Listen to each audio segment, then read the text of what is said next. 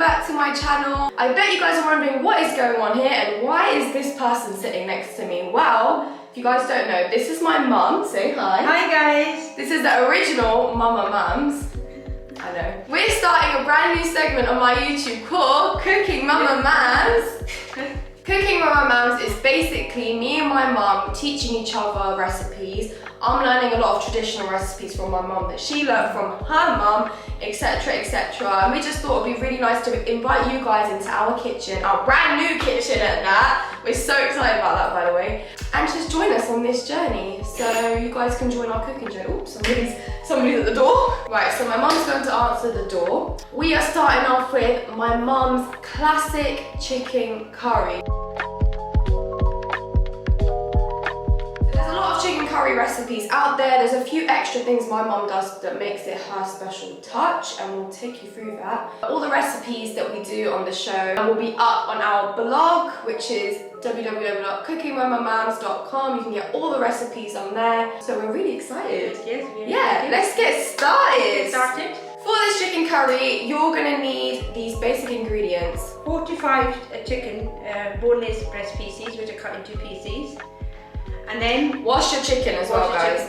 You've got about 3 to 4 medium-sized onions, 1 tin of tomatoes, or you can use fresh tomatoes. 6 to 8 cloves of garlic, approximately 2 inches of ginger, 2 green chilies, but also it depends on how chili you like it. You can have more or less. 1 heaped tablespoon of cumin seeds, 1 heaped teaspoon of turmeric, 1 tablespoon of salt, 1 heaped tablespoon of garam masala, 1 bay leaf, 1 dried chili, again you can add more if you like extra chili, cinnamon stick, and these right here are some of Mama's little extras that if you guys have the ingredients or if you don't, it doesn't matter too much, but this is what makes it Mama's. Go ahead, Mum. 1 teaspoon of cumin powder, 1 teaspoon of coriander powder, 1 teaspoon of fenugreek dried leaves, and coriander to garnish at the end. Another optional extra, but it's highly recommended, is about a generous handful of finely chopped coriander, fresh. Look, we even got these really cute aprons for you guys. Well, it's for us, but it's also for you. Guys, look. Cooking mums. And cooking mama. Here we go, guys. I'm going to put my gas on to a medium heat. Put my pan on. I'm adding about 4 to 5 tablespoons of oil. Could be vegetable oil, sunflower oil, and it doesn't really matter, but a good bit of oil to fry the onions is a very good base. So we're going to warm the oil up for about a minute, and then we're going to add, not the onions, man dear. My bad. We're going to add the cinnamon stick, red chili, and our bay leaf. Just going to wait till the oil warms up. And then if you want to get the cumin seeds, and then we're going to add the cumin seeds as well. Ooh. So we want to wait till that maybe warms up a bit more. If you guys know the smell of this, yeah, like when it's in the oil, I actually hate it, but it's important. So while oil's warmed up, we're going to put in the cumin seeds. Bit of jeera. And we're going to wait till that kind of starts to roast, give it about a couple of minutes, and we're going to roast the cumin seeds and the bay leaf and the chili as well. In the meantime, Mandy's going to grind the ginger and the garlic and the fresh chilies in the grinder. If you don't have a grinder, you could always just finely chop, but obviously we're just using a grinder because it's quicker, easier. With the chilies, put as many chilies as you feel is right for you guys. Normally my mum makes it quite chilly, but we're just going to go a little bit milder today, so we're only using 2. About a medium heat. I reckon 1 chili will be nice and mild. Yeah, just gives it that nice taste. Now my cumin seeds have kind of roasted for a couple of minutes, I'm actually going to add the chopped onions. This is my favourite bit. I just love that sound, the sizzling. If you have your oil warm and cumin seeds roasted through, and then what we're going to do now is wait till these onions have softened and browned, and that'll probably take around 5 to 8 minutes. Big tip, tidy up as you go along just to make things easier for yourself afterwards. So now we're waiting for that to brown off. It's very important that you brown your onions. Brown, brown, brown. It's just fun because we got a new kitchen. We actually got to buy so many like new things. Like, look how cute these are. What? They're actually tiny. I actually lied. My favourite part is actually adding the ginger and the garlic because that smell is so banging. As I said, optional with the green chilies. I mean, if you want it really, really mild, then just have one green chili. But if you want it quite hot, you can add up to about 3 to 4 chilies. All depends. That's actually hot. We made chicken the other day, and like the base, I tried the base and it was spicy. And on that one we added about 3 chilies and 2 dried chilies. So if you haven't got green chili, you can always opt for just the red chili powder. yes, You can even just put 1 teaspoon of red chili powder if you don't have green chilies. And Mandy, if you want to add in the ginger and garlic. I feel like a child.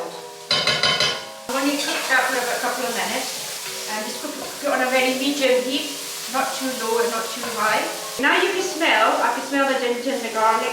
No, it's Hits. I'm going to add the salt, which is 1 tablespoon salt. Then I'm going to put in my tomatoes, the tin of tomatoes. To that, I'm actually going to add the haldi powder. Turmeric. Then I'm going to add my garam masala. Every garam masala powder has a different taste, right? Some of them are very strong. Yeah. Some of them are a bit milder. So that, even just the use of the powder, I think will vary your taste a little bit. My mum used to make her own garam masala at home. Obviously, get all the dry ingredients, and she used to make it. She used to make quite a big batch. Used to last her for about 6 months. We can show that to you in another episode. Ooh. Making your own garam masala. We just made it last week actually. Where was I? Yeah. The cumin powder, coriander powder. So I'm going to add the fenugreek dried leaves, but I'm going to crush them in my hands. Oh, that's getting to my nose. It just gives an added flavour. It's got a lovely flavour. And then I'm going to let that cook through for a good 4 or 5 minutes. Right, now as you can see, I'm going to cook this for about a good 3 to 4 to 5 minutes. Just to 3 to 4 to 5. 3 to 4 minutes.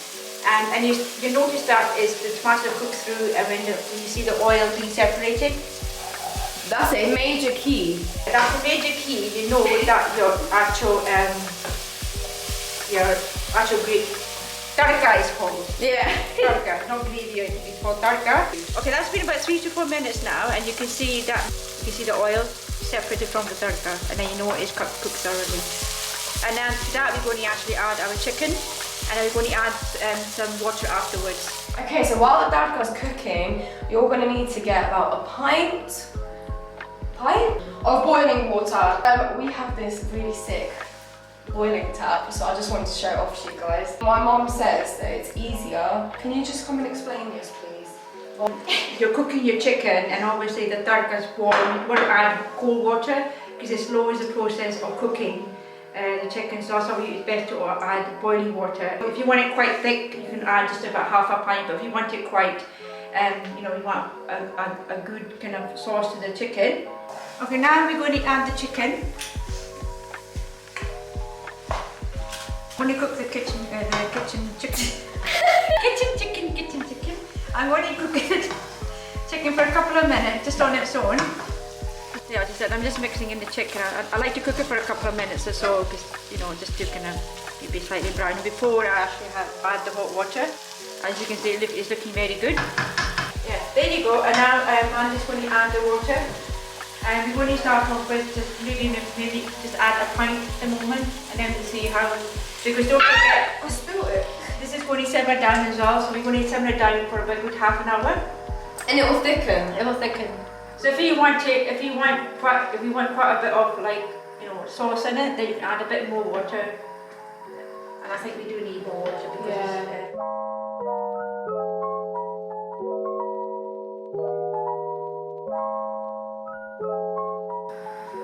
and that's it really. And then we're going to let that now simmer for half an hour on a medium, not a high heat and not too low, just on a medium heat. Yeah, just make sure every now and then you're stirring it. you know, every like 5 minutes or so, a few minutes, whatever. Just let it stir.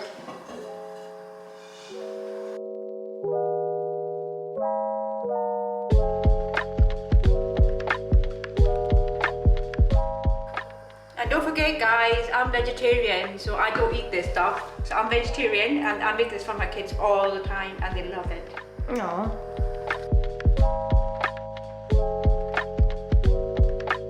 Okay, that's been on the gas for half an hour and now the chicken is cooked. As you can see, the gravy sauce has simmered down and it's nice and thick. And now to finish off, I'm going to add some chopped coriander. A nice big handful of chopped coriander.